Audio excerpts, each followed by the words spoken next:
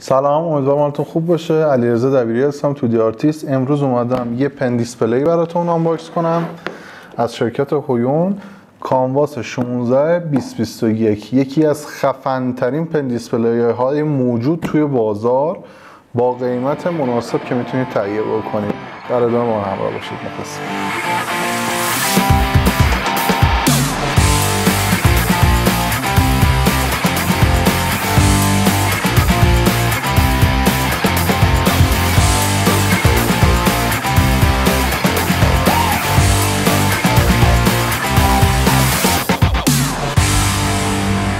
خرید پن دیسپلی یا مانیتورهای طراحی برای افرادی که میخوان توی حوزه هنرهای دیجیتال فعالیت بکنن الان یه دغدغه شده، چون برندهای مختلفی اومدن، قیمتهای مختلفی دارن.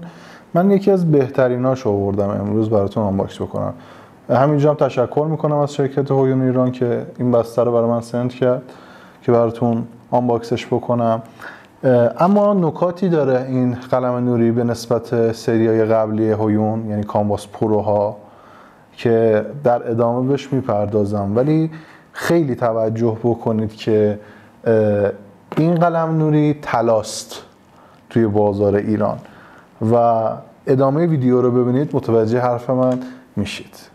خب، جعبه کانواس 16 2021 یه ظاهر این چنینی داره که پشت مثل اطلاعات میبینید کرکسیفه و این بالا هم خرابکاری شده. کار منه، یعنی توی باز کردنش یه مقداری فضولی کردم، زودتر از حد بازش کردم که خرابکاری شد، ببخشید. خب بازش بکنیم.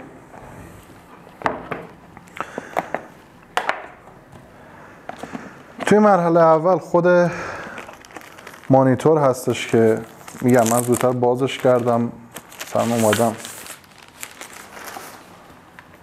خب مانیتور به این صورته که پشتش هم الان میبینید، حالا جای انگشتای من افتاده، خیلی جا انگشت میفته، مشخص باشه. یه سری دکمه داره اینجا، حالا دکمه پاورش هم بالاشه. اینجا دیگه اون حالت لمسی که تو کانواس پرو بود نداره و دکمه ها همه فیزیکی شدن. ضمن اینکه کل صفحه فول لامینته و این ور که نگاه بکنید 2 تا پورت داره که در ادامه توضیح میدم این 2 تا پورت به چه دردی میخوره.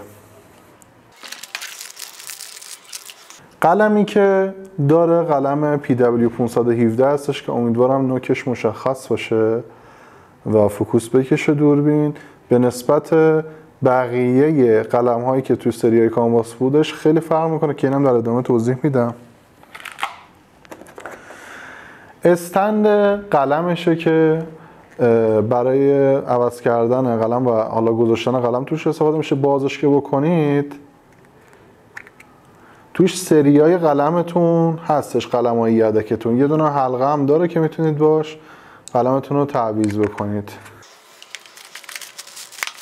یه کابل که 3 تا سری داره بچه‌ها، یه کابل 3x1 که این ورش تایپ A، یه تایپ A مشکی داره، یه تایپ A قرمز داره، یه دونه HDMI داره. از این ورم یه تایپ C که میخوره مستقیما به دستگاه و این یه دونه رو تبدیل میکنه به این 3 تا. یه کابل دیگه داره که تایپ C به تایپ C و حالا اینم در ادامه میگم که به چه دردی میخوره، یعنی این یه دونه بودنش کارایش به چه صورته. یه دونه کابل تایپ C به تایپ A هم داره که اینم در ادامه میگم به چه دردی میخوره. این کابل‌ها فوق‌العاده این دستگاه رو ویژه کرده که یه حداقل 1.5-2 تومانی شما رو میندازه جلو که بهتون میگم. یه دونه سیم هم داره که شما بتونید تبدیل بکنید، یعنی اگر سیمتون کوچیک بود، حالا کسایی که قبلا داشتن متوجه میشن از این کانواسا، ممکنه روی میز بزنن، فاصله کیسشون با میز زیاد باشه. این یه تبدیله که این USB رو به این اضافه میکنه، یه متر میندازتتون جلو. دستمال تمیز کردن صفحه مانیتورتونه، یک دستکشه که رو کارتون میده، یه دفترچه و حالا اون آدرس درایورایی که برای خود پن دیسپلیتون باید نصب بکنید روی سیستمتون. بچه‌ها اینم آداپتور دستگاهی که از طریق این ورق وصل میکنید. اون تایپ قرمزا و تایپ ای ها میزدید به این و کانکتش میکنید به این سیمون میزنید و وصل میکنید به برق. همین. بریم ادامه ویدیو. خب آنباکس این قلم‌نوری رو با هم دیگه دیدیم. چند تا نکته است که بهتون بگم که کمکتون شاید بکنه که برای خرید این محصول به مشکل بر نخورید.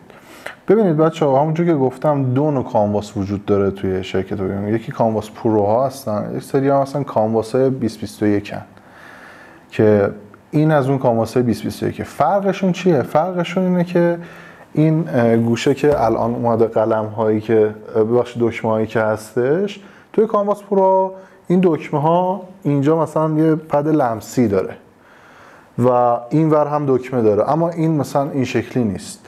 یا کانواس پروها صفحه‌شون یه ذره داغ میکنه یه موقع هایی که خیلی باشون کار میکنی، اما این دیگه صفحه‌اش داغ نمیکنه. حالا یه چیزی هم داره که شاید جذاب باشه، تو دو تا رنگ عرضه میشه، یعنی این سرمه‌ایه که دست من رنگ مشکی هم داره.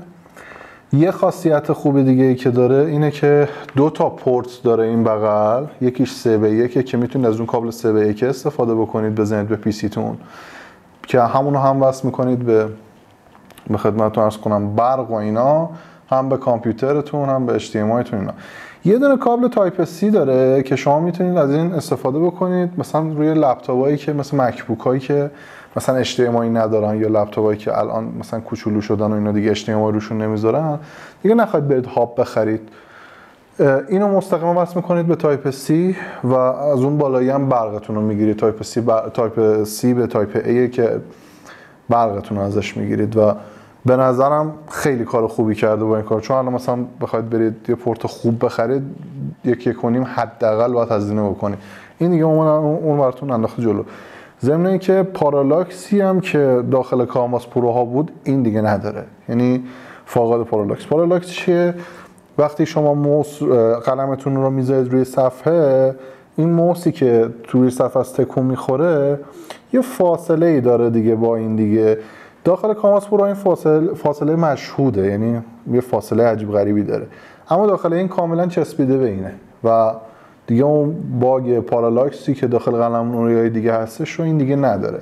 ضمن اینکه قلمش هم گفتم قلم پیشرفته شده و حالا امیدوارم بچه‌ها این هی نشون بدن که فرق قلم PW517 با PW500 که روی کانواس پرو بود چی هستش و خیلی راحت تره.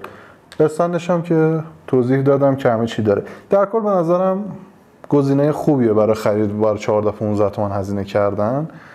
و نکته که داره باید حواستون باشه که این مدل ها یه سریش استند نداره برای قلم نوریتون، یعنی استند باید در بیرون تهیه بکنید. یه سری مثلا کانواس پرو همه توشون استند داره ولی اینا استند نداره. توی جعبه‌هاش یه سری‌ها داره یه سری‌هاش نداره که داخل جعبه می‌نویسه که این داره یا نداره. پس موقع خرید دقت بکنید که آیا استند داره برای مانیتورش یا نداره.